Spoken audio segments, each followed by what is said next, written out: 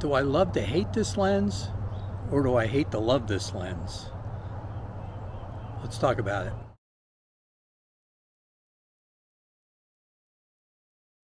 I want to talk about a lens that I use quite often. And when I talk about it, I want you to understand that I'm coming at it from a photographer's perspective, not a reviewer of how many elements and this, that, and the other thing. It's just the way I use the lens and the way I feel about when I use the lens. And I also want to throw in the caveat that at times I think that we expect too much from some of this new gear. Compared to some of the older lenses that I've used over the years, sometimes I think we get spoiled and we expect too much. All right, anyway, what lens is it? It's this Tamron 70 to 300 that I use on a Nikon Z system. I've used it on the Nikon Z7II and the Nikon Z8. I don't really use it on a Z7II anymore. I will use it quite often on a Z8, and if I were to go back and look, it might be the lens that I use the most when I'm not traveling. When I travel, it's the Nikon 24-120 f4, hands down. I use that the most. But when I'm kicking around here and shooting sports with my grandkids and shooting birds, I probably use that Tamron the most, with the Nikon still the 24-120 being the one I use. I don't want to get into politics, but I don't live all that far from Mar-a-Lago, where President Trump has his house, and I actually love it when he's in town, because this little airport near me, almost everybody's grounded. They can't get up in the air because it's too close to Mar-a-Lago, so I love it when he's in town.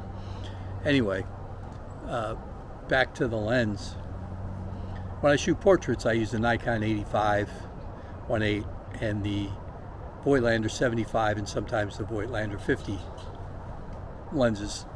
The 75 is a Nocton lens and the 50 is the Apo lens. But those are the four lenses that I typically use the most. Anyway, the reason why I say what I do is because there's a lot of times I miss focus when something is moving, even if they're just little kids. Now, I know the Z8 pretty well, and I know how to use which autofocus modes.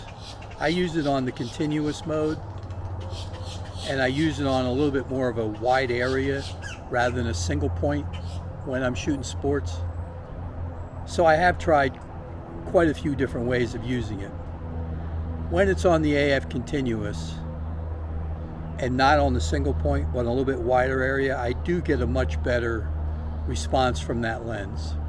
And the same with shooting birds. If I stay on continuous autofocus, I get a better hit rate, and that's using it at 20 frames a second. So I have tried many different ways, but when I try doing it just single point, single focus, and shoot sports, forget it. It's not, it just, as soon as somebody hits the ball, or if they're playing soccer and they start moving, no. Now, what are the advantages of using this lens over, say, the Nikon 100 to 400? Well, it's a lot lighter and it's less expensive. And when you get a little bit older, sometimes the weight and the expense comes into play. Now again, when I say all this, all of it's relative, because I can get some really good images out of this lens. And I have. I can get a lot of good bird images out of it, and I can get a lot of good sports images out of it. I didn't take it up to spring training this year and do baseball photos, because quite frankly, I'm a little annoyed at Major League Baseball right now. In spring training, they've pretty much priced everybody out of even wanting to go up there. I mean, the product they put on the field, at least the local team, the Marlins, it's just, it's substandard, and they charge $50, $75 for a ticket to watch a spring training game that most of them are minor leaguers. I don't want to get off on that, but that's the reason why I haven't gone up and tried to shoot major league sports, and why I've been just hanging with my grandkids doing that.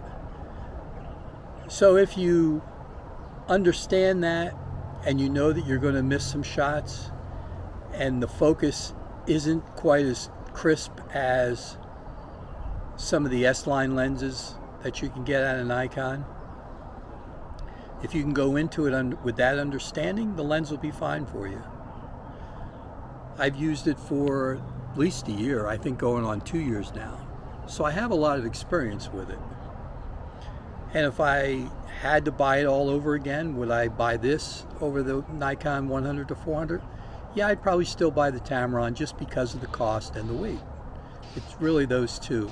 And I'll sacrifice a little bit of the autofocus speed and maybe a little bit of image quality for the difference of carrying that weight around, and the less than half the price. So anyway, I just wanted to do a little short video on that, on this lens. I do enjoy using it.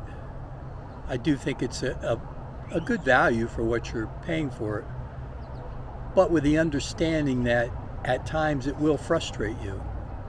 And then I look back on some of the images that I took 20, 30 years ago, even with older Nikon lenses and off-brand lenses that I used to have.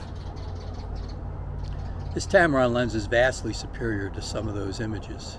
It just is. But when you compare it to today's lenses,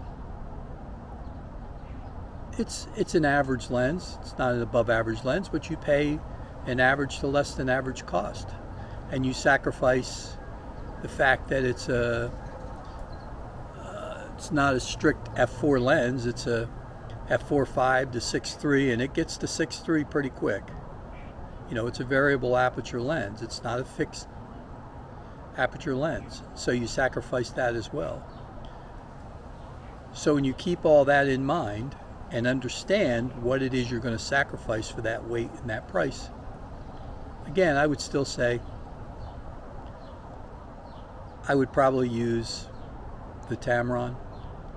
If I was 30 years old, I'd use the Nikon lens. Just so I do a quick video about the lens.